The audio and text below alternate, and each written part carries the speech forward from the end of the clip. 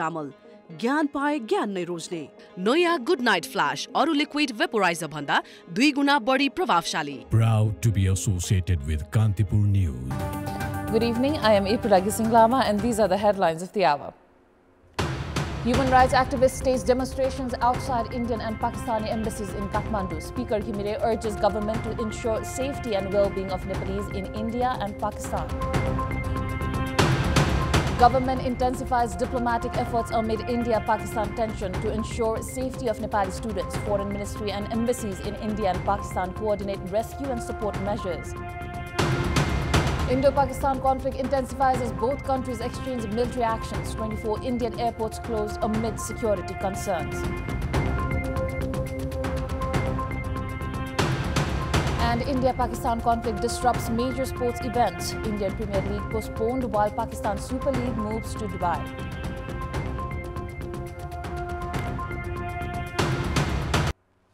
Welcome back. Human rights activists staged demonstrations outside the embassies of both India and Pakistan, calling for an end to the escalating tensions between the two countries. The Human Rights and Peace Society Nepal held demonstrations today outside the Indian and Pakistani embassies in Kathmandu, emphasizing that no one wins in a war. Protesters displayed placards with messages such as, "There is no alternative to peace, war has no future, let's make South Asia a war-free zone," and "Extremism and terrorism are enemies of humanity." Now, Speaker Devraj Ghimire has urged the government to address the situation of Nepali citizens in India and Pakistan.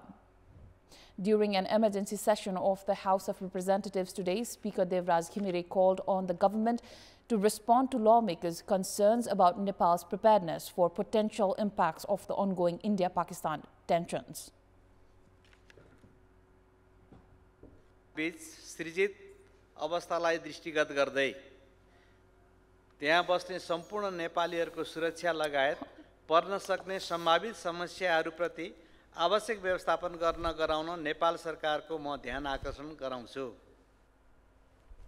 Lawmakers previously requested information from the government on Nepal's preparedness for potential impacts of the ongoing India-Pakistan tensions, citing concerns about disruptions to the supply chain and other sectors. युद्धको स्थिति बन्न गएमा नेपाललाई पर्न सक्ने सुरक्षा, आर्थिक र आपूर्ति श्रृङ्खलाको असरका साथै पश्चिम भारत र पाकिस्तानमा रहेका नेपालीहरूमाथि पर्न सक्ने प्रभावसम्मको आकलन गरी योजना निर्माणको माग गर्दछु. साथै पाकिस्तानमा अध्ययनरत 80 जना विद्यार्थीहरूले उद्धारको अनुरोध गर्नुभएको छ. तुरन्त उद्धार र सुरक्षाको पहल होस्. यो संसदलाई समग्र परिस्थितिको मूल्याङ्कन र नेपाल सरकारको तयारीबारे जानकारी गराउन रुलिङ होस् भनी माग गर्दछु. धन्यवाद. During the meeting, lawmakers expressed increased concerns for the safety of Nepali citizens in India and Pakistan, urging the government to address these risks. They also highlighted potential security threats to Nepal due to open borders and other factors. नेपालले असंयुक्त परराष्ट्र नीतिलाई कायम राख्दै भारत र पाकिस्तान दुवैसँग संवाद र कूटनीतिक सक्रियता बढाउनु पर्छ. खुल्ला सीमाका कारण उत्पन्न हुने सुरक्षा जोखिमलाई कम गर्न नेपालले सीमा सुरक्षा बलको क्षमता वृद्धि गर्नुपर्छ. राष्ट्रिय सुरक्षा नीति अनुसार नेपालले आन्तरिक सुरक्षा, सीमा सुरक्षा, साइबर सुरक्षा, आपतकालीन व्यवस्थामा ध्यान दिन आवश्यक छ. भारत र पाकिस्तान द्वन्द्वले आइपर्ने समस्याबाट हामीले सतर्कता अपनाउनै पर्छ. लाखौं लाख नेपालीहरू भारतको विभिन्न ठाउँहरूमा पेशामा बसिरहनु भएको छ भने हजारौं विद्यार्थीहरू त्यहाँ अध्ययनरत छन्. उनीहरूको सुरक्षा र सम्भावित घटनाहरूबाट हामीले आयातमा पर्ने असरलाई समयमै ध्यान दिनुपर्छ. धन्यवाद. Lawmakers also discussed the government's policies and programs in the House of Representatives at today's session.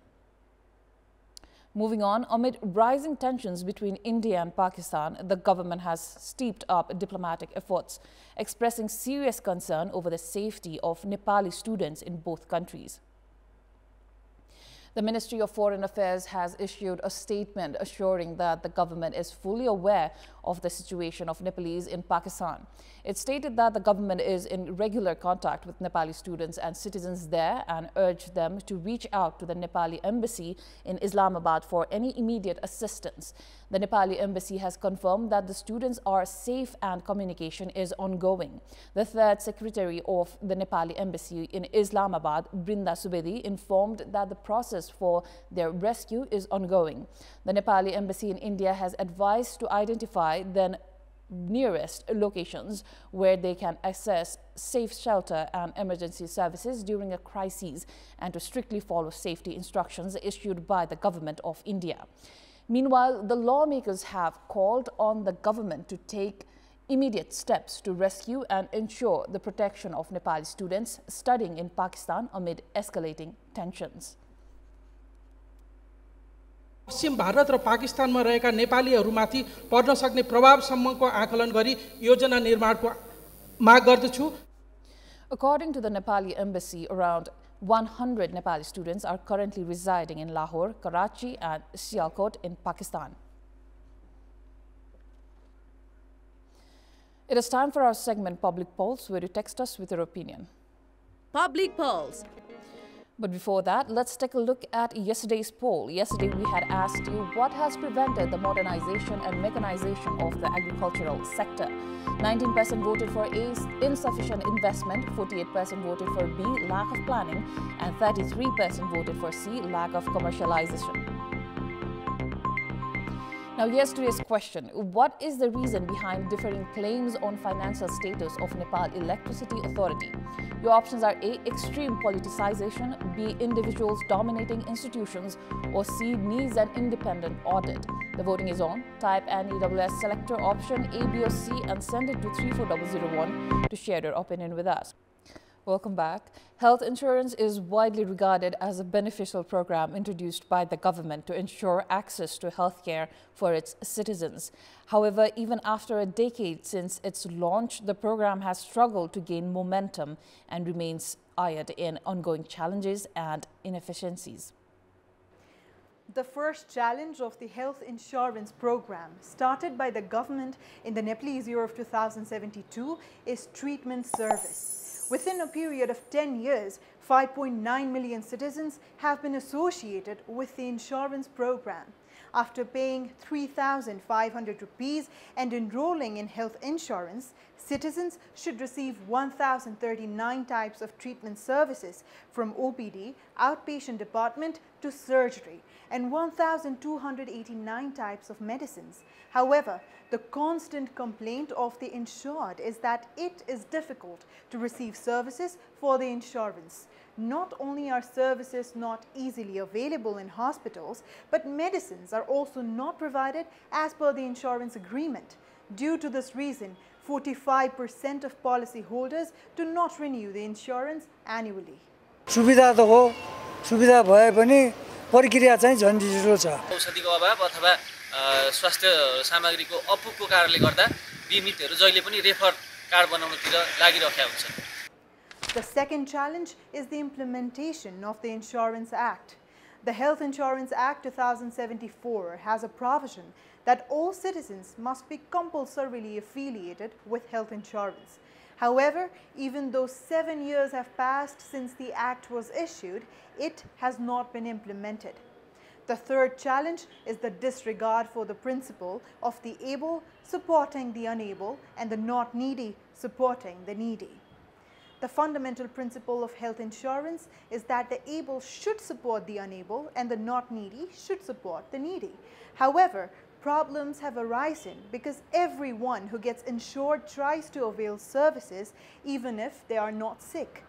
As reported by Kripal Gautam, the nation itself provides free insurance to 8 types of groups, including persons with disabilities and senior citizens. Among those enrolled in insurance, 55% belong to such groups.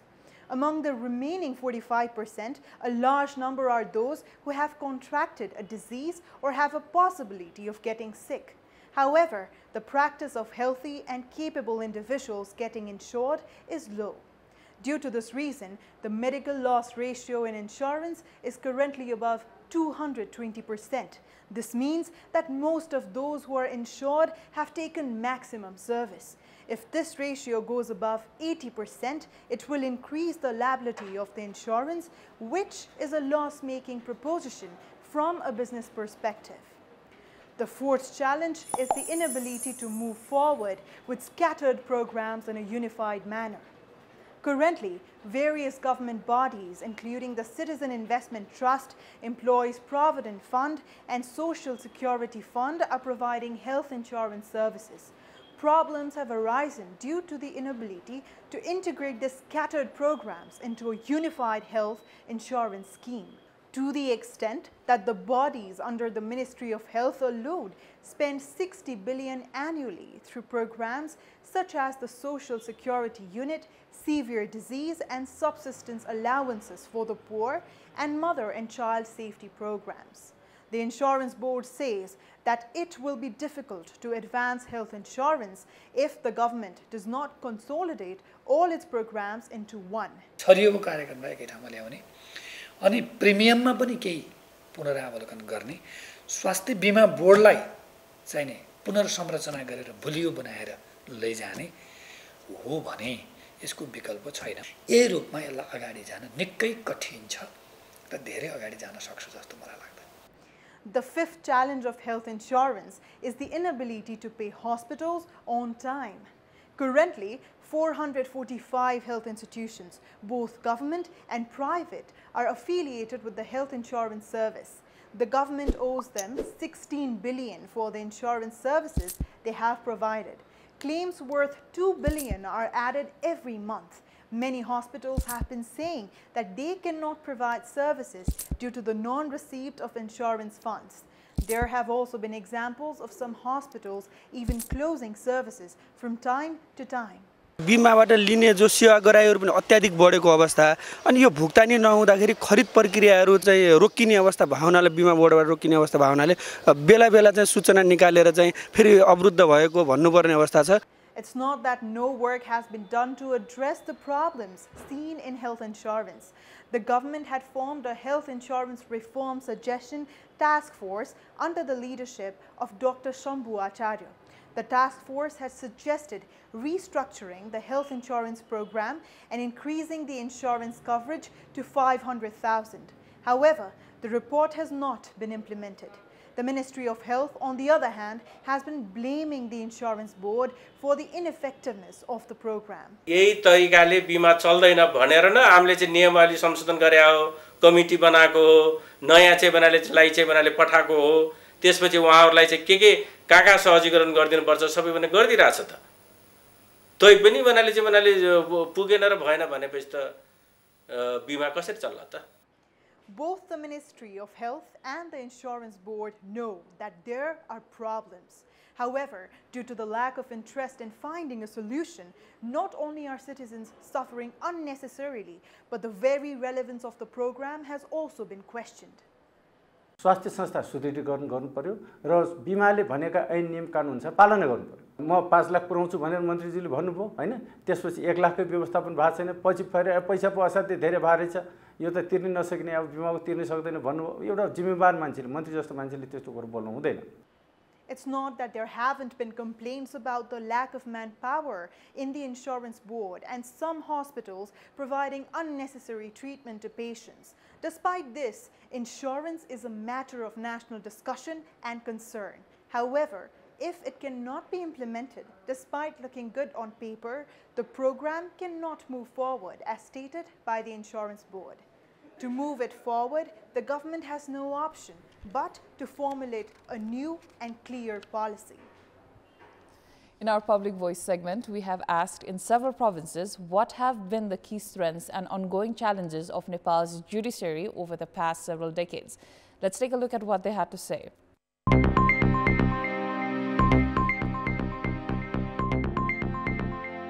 फी धेरै भयो अथवा समय लामो हुन्छ, दीर्घकालीनसम्म जान्छ भन्ने हिसाबले गर्दा महिलाहरुमा अलि झन्झटिलो दलीय भागबण्डाको आधारमा न्याय प्राप्त नभएको हुँदा कहीं न कतै स्वतन्त्र न्यायालय रहेन कि भन्ने गुनासो चाहिँ रहेको छ। न्यायिक समितिहरुको गठन भएको छ, यसले गर्दाखेरि सर्वसाधारणलाई आउन सक्ने भएको छ। मुद्दा दर्ता भएपछि पनि वर्षौंसम्म त्यसको फैसला नहुने, अदालतबाट गरेका फैसलाहरू कार्यान्वयन गर्न चाहिँ कठिनाइ भएको अवस्था छ। अझै पनि ती कठिनाइहरूले गर्दा जनताले खास रूपमा न्याय पाएको प्रत्याभूति गर्न सकेको अवस्था छैन। सर्वसाधारण जनताहरू छन्, उनीहरूले आफूलाई निर्धक्क साथ केही कुराहरू आफ्नो न्याय खोज्नको लागि न्यायालयसँग चाहिँ पहुँच पुऱ्याएर जान सक्छन्। सरल तरिकाले के अरे सेवा प्राप्त गर्नुपर्ने हो।